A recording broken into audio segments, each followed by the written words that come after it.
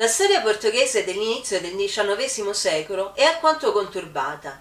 L'instabile esperienza repubblicana, iniziata nel 1910 e durata appena 16 anni, è stata soffocata da un colpo di stato militare che nel 1932 porta al potere il dittatore António de Oliveira Salazar. Entriamo così in un periodo storico marcato da una dittatura di stampo militare ancorata a idee nazionaliste e cristiane, in contrasto con l'indifferenza ai valori religiosi della Prima Repubblica. Si assiste a un generale rinvigorimento della Chiesa cattolica, anche come conseguenza delle apparizioni di Fatima del 1917 e dello sviluppo del rispettivo santuario.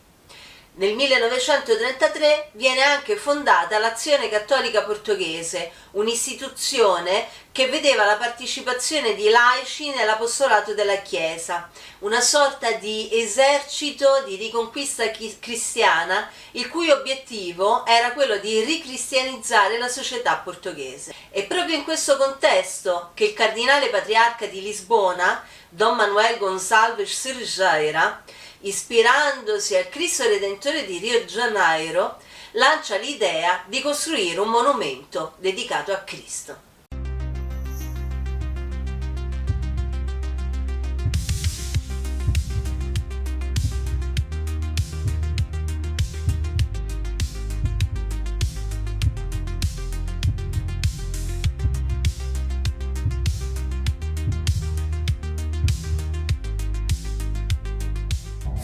Il mio benvenuto a tutti i curiosi della storia di Lisbona. Io sono Fabiana e questo è Lisbona Giro in Giro, il mio programma che ogni giovedì all'1:30 ora di Lisbona vi invita a scoprire storie, curiosità e misteri della splendida capitale lusitana. Vi accompagno oggi dal Cristo che dalla sponda sinistra del fiume Tejo guarda Lisbona per scoprire la sua storia ed alcune curiosità, come per esempio se è vero o meno che è uguale a quello di Rio.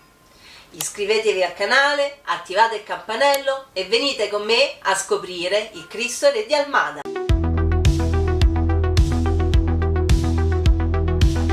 L'idea del cardinale patriarca di Lisbona di erigere un monumento a Cristo viene abbracciata ufficialmente nel 1937 da tutti i vescovi portoghesi e con lo scoppio della Seconda Guerra Mondiale guadagna un nuovo vigore. Infatti, nel 1940 i vescovi, in ritiro a Fatima, formano il seguente voto: se il Portogallo verrà risparmiato dalla guerra, si innalzerà su Lisbona il monumento al Sacro Cuore di Gesù, segno visibile di come Dio, attraverso l'amore, desidera conquistare a sé tutta l'umanità. Il Portogallo si mantenne effettivamente neutrale durante la guerra. Questo fatto fu decisivo per incentivare la campagna nazionale per la raccolta di fondi necessari alla realizzazione del monumento.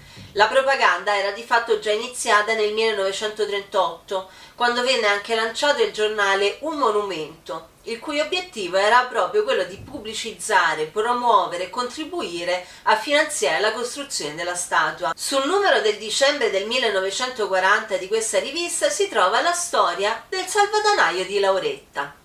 Lauretta era una bambina molto fortunata che riceveva molti regali, soprattutto per il suo compleanno, che era proprio il 24 dicembre. Un giorno il padre, ufficiale della marina, di ritorno da uno dei suoi viaggi, le porta un salvadanaio. Lauretta decide allora di chiedere ai familiari di non regalargli più giochi, ma di mettere i soldi che avrebbero speso per comprare dei regali dentro al salvadanaio, che avrebbe poi aperto il giorno del suo compleanno. Una volta aperto il salvadanaio, Lauretta dice alla mamma di voler regalare i soldi ricevuti al bambino Gesù, in modo che questi possa comprare una piccola pietra da usare per costruire il suo monumento. La storia di Lauretta si inquadra nella campagna Piccole Pietre, che era direzionata proprio ai bambini, che venivano così stimolati a fare delle piccole rinunce durante l'anno e a raccogliere i soldi così risparmiati in un salvadanaio, da depositare poi in parrocchia il 28 dicembre, il giorno dei Santi Innocenti. Nel 1940, dopo tanti sforzi, si erano raccolti i fondi necessari per acquistare il terreno della tenuta Pau da Bandeira ad Almada, nella zona di Pragal, dalla parte sinistra del fiume, conosciuta sin dal XVII secolo per le sue vigne, che vennero poi decimate dalla filoxera nel XIX secolo. La prima pietra della costruzione è posta il 18 dicembre 1949. L'anno venne scelto dal cardinale Cerejaira per essere il 50° anniversario della consacrazione del genere umano al Sacro Cuore di Gesù da parte del Papa Leone XIII, a seguito delle richieste fatte nel nome di Gesù Cristo stesso, che gli furono rivolte dal Portogallo, dal Suor Maria del Divin Cuore. Delle reliquie della suora, beatificata poi nel 1975, si trovano oggi proprio nel santuario del Cristo Re. Il santuario venne inaugurato il 17 maggio del 1959 con una grande processione nella quale venne portata anche l'immagine di Nossa Signora di Fátima. Juntaram-se centenas de milhares de pessoas que, à chegada do chefe do Estado, como já o tinham feito ao Presidente do Conselho, irromperam em aplausos e aclamações. Pouco depois, uma revoada de 6.000 pombos e uma chuva de milhões de pétalas lançadas do topo do pedestal anunciaram o momento da bênção do monumento.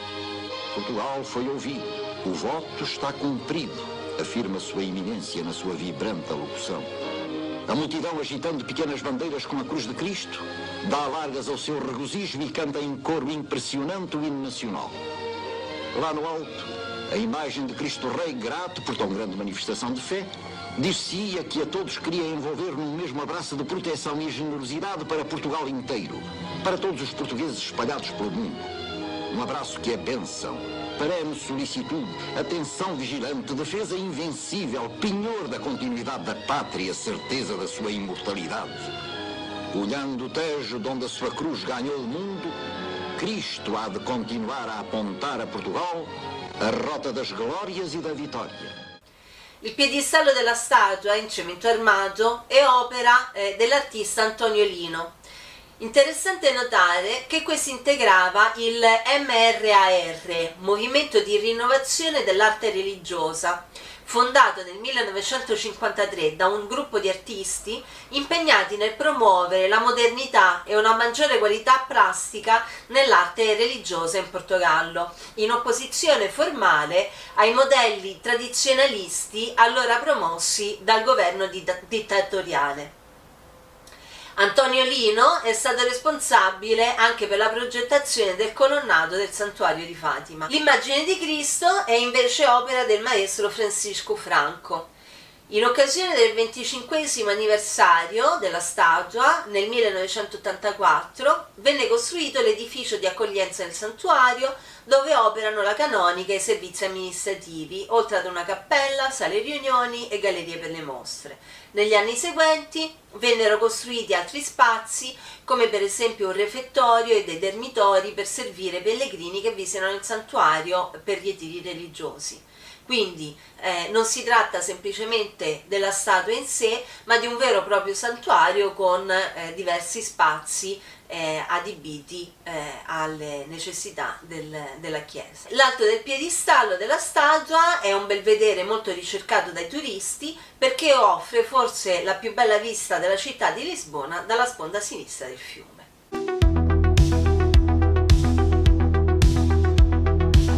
Il cardinale Cerejaira ebbe l'idea di costruire la statua di Cristo in seguito ad un suo viaggio a Rio de Janeiro, dove nel 1931 era stata inaugurata la famosa statua sul Corcovado.